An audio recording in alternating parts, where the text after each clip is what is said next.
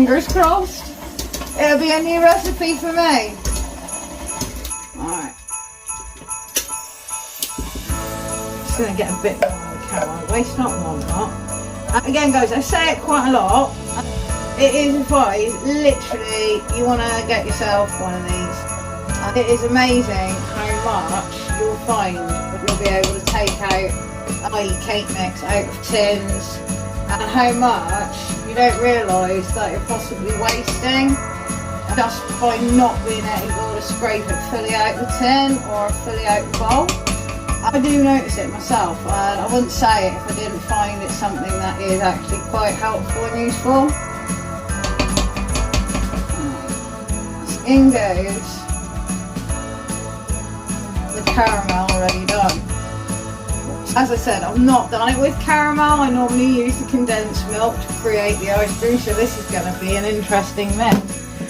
If it works, that would be really, really lovely ice cream.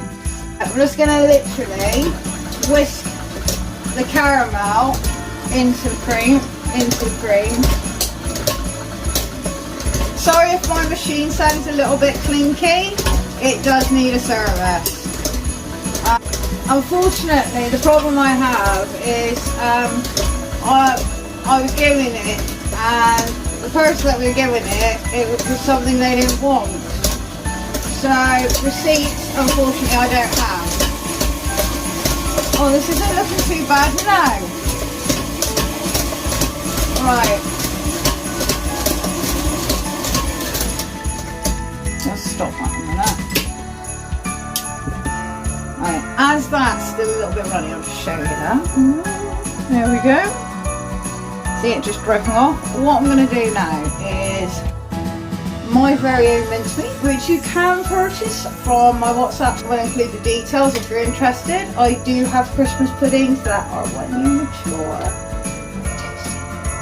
And this smells incredible. This is a year mature mincemeat. It has had that lovely time to sit in all those beautiful spices. Don't want to go overboard with it, because what you don't want to do is flatten the ice cream and stop the ice cream from actually forming.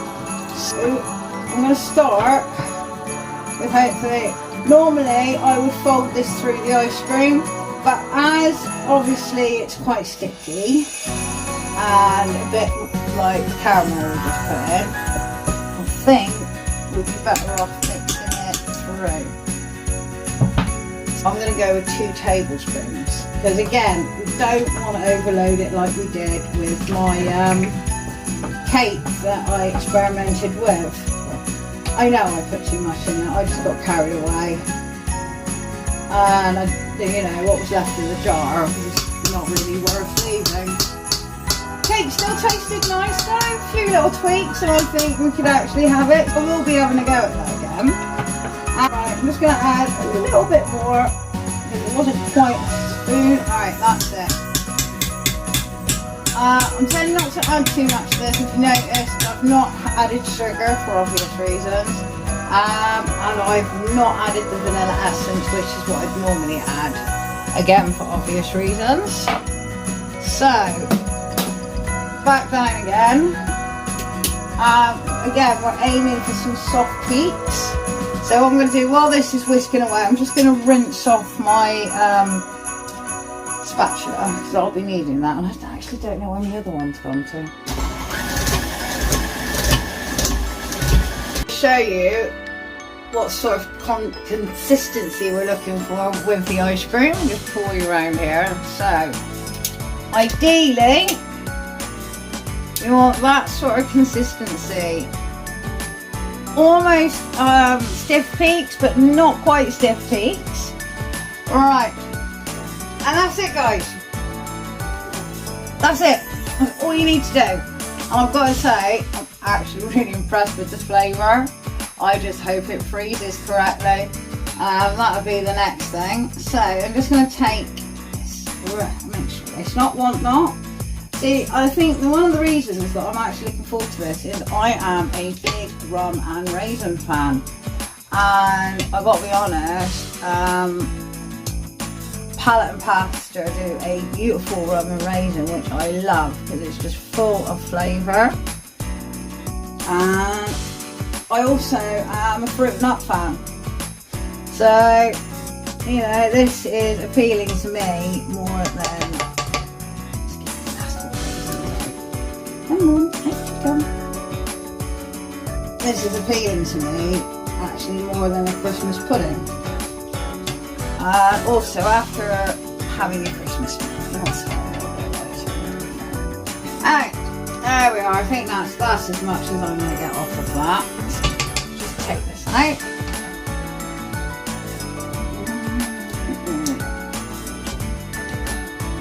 There we are, nice and easy. Right, and wash my hands at the same time. So that is it. All you got to do now is the waiting time. You want to get yourself, this is about 1 litre in here. So, you know, you're getting quite a good amount out of there. As I said, guys, I didn't realise that it wasn't actual condensed milk and it's already caramel. So it will be really interesting how this turns out in 8 hours. Depending on, obviously, your freezer temperature, how quick your freezer works, between 4 and 8 hours. If you want a really nice soft sort of ice cream, you can carry on at 4. But if you're looking for something a little bit more, with a bit more texture and stability, then sorry guys, you're going to have to wait the full 8 hours. So we're just going to pour this. I'll pour this back so you can see. There we go. See, look, that really looks like fluffy ice cream consistency already. And I've got to admit, when I made the chocolate one, it reminded me so much of how ice cream and chocolate used to taste when I was a kid. I used to get it to Tarz's. Oh, so a treat that was. I love Tarz's ice cream. Right, let's make sure we get all of that out. Again, hence why we get a scraper. Just look at that, guys. Look at that. All of that. Just might use it now. Yeah, I've got to admit, when I see ice cream that looks like this, it does make it that little bit more appealing. It reminds me of Barcelona. Oh, their ice cream is fabulous. That's great. That is full of flavour.